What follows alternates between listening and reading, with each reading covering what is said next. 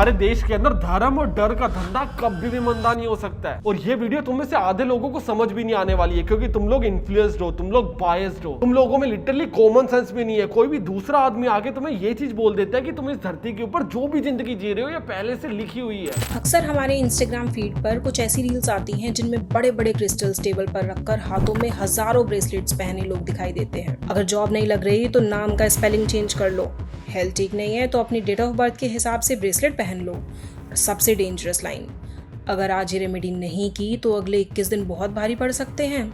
लेकिन क्या सच में ये गाइडेंस है या इंसान के डर का बिजनेस? आज हम उस बिजनेस के बारे में बात करेंगे जिसके बारे में शायद ही कोई बात करता है। और आज का ये वीडियो किसी को इंसल्ट करने के लिए नहीं है, बस विश्वास और फ्रॉड के बीच की लाइन को समझने के लिए है। इंसान सबसे ज्यादा वल्नरेबल कब होता है? जब उसकी लाइफ में परेशानियां चल रही होती हैं।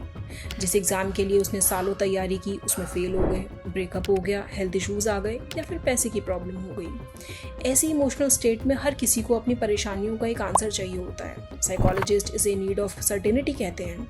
हमें लगता है कि अगर कोई कॉन्फिडेंटली हमारे फ्यूचर को बता रहा है तो शायद उसके पास हमारे सारे सवालों का जवाब है। और यहीं से शुरू होता है आज की दुनिया का सबसे बड़ा बिजनेस। पहले आपको फ्री प्रेडिक्शन के नाम पे अट्रैक्ट किया जाता है, फिर पर्सनलाइज कंसल्टेशन, फिर जेमस्टोन, फिर यंत्र, फिर स्पेशल पूजा, फिर इमरजेंसी रेमेडी और धीरे धीरे गाइडेंस का नाम लेकर लोगों से लाखों रुपए ठगे जाते हैं। अच्छा जरा सोचिए, हमें ऐसे कैसे लगता है कि एस्ट्रोलॉजर्स को सब पता है? इस टेक्निक को कहते हैं कोल्ड रीडिंग। मान लीजिए एस्ट्रोलॉजर बोलता है आप बहुत इमोशनल इंसान हैं, लेकिन लोग आपको समझते ही नहीं। सच बताओ, कितने लोगों को ये लाइन अपनी लाइफ से रिलेटेड नहीं लगती? या फिर आपने पिछले कुछ सालों में बहुत स्ट्रगल देखा है। भाई कौन है जिसने स्ट्रगल नहीं देखा?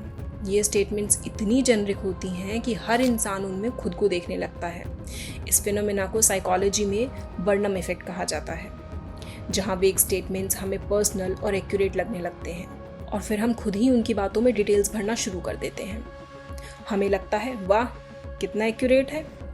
आपने बहुत से ऐसे लोग देखे होंगे जो कहते हैं नाम में एक एक्स्ट्रा ए लगा लो, शर्मा को शर्मा बना लो, बिजनेस का नाम चेंज कर लो, मोबाइल नंबर बदल लो, सक्सेस तो गारंटेड है। लेकिन इसके साइंटिफिक एविडेंस क्या है? अब तक न्यूमरोलॉजी के क्लेम्स को सपोर्ट करने वाला कोई भी स्ट्रॉन्ग साइंटिफिक कंसेंसस एग्जिस्ट नहीं करता। कंट्रोल स्टडीज़ में न्यूमरोलॉजी फ्यूचर प्रेडिक्ट करने में रिलायबल प्रूव ही नहीं हुई है। लेकिन फिर भी ये इंडस्ट्री चल कैसे रही है? सिंपल है, क्योंकि हम सक्सेसफुल एग्जाम्पल्स याद रखते हैं और फेल्ड एग्जाम्पल्स इग्नोर कर देते हैं, जिसे कंफर्मेशन बायस कहते हैं। एक सेलिब्रिटी ने अपना नाम बदला और हिट हो गया तो हम बोलते हैं न्यूमरोलॉजी का कमाल है। देखो, जो हजारों लोग नाम बदलकर कुछ भी नहीं कर पाए उनके बारे में कोई बात नहीं करता। लेकिन हर एस्ट्रोलॉजर फ्रॉड है ये कहना भी गलत होगा। कई लोग एस्ट्रोलॉजी को कल्चर ट्रेडिशन की तरह देखते हैं, एक सोर्स ऑफ कंफर्ट और स्पिरिचुअल बिलीफ मानते हैं। लेकिन हर बिलीफ को स्कैम कह देना इंटेलेक्चुअली भी डिसऑनेस्ट होगा। एक्चुअल प्रॉब्लम तब शुरू होती है जब आपसे कोई कहता है तुम्हारी माँ की जान को खतरा है, 50,000 की पूजा करा लो, मेरे बिना तुम्हारी शादी कभी नहीं होगी, डॉक्टर की ज़रूरत नहीं है, सिर्फ रेमेडीज़ करवा लो। जब डर बेचा जाता है और डेस्पिरेशन का फ़ायदा उठाया जाता है, फाइनेंशियल एक्सप्लॉयटेशन होती है, तब वो गाइडेंस नहीं फ्रॉड बन जाता है। और हमारे इसी डर ने एस्ट्रोलॉजी और न्यूमरोलॉजी के $22.8 बिलियन की इंडस्ट्री को बना रखा है। अगर एस्ट्रोलॉजी या न्यूमरोलॉजी आपको होप देती है तो ये आपकी पर्सनल चॉइस है, लेकिन किसी भी क्लेम को बिना किसी सवाल किए एक्सेप्ट मत कीजिए। हमेशा क्वेश्चंस पूछिए, एविडेंस मांगिए, डर कर कभी भी डिसीजंस मत लीजिए। क्योंकि आपकी डेट ऑफ बर्थ आपकी आइडेंटिटी हो सकती है, लेकिन आपकी मेहनत ही आपका फ्यूचर बनाती है।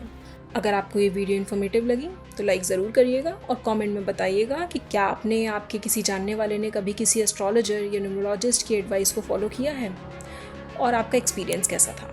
मिलते हैं अगले वीडियो में।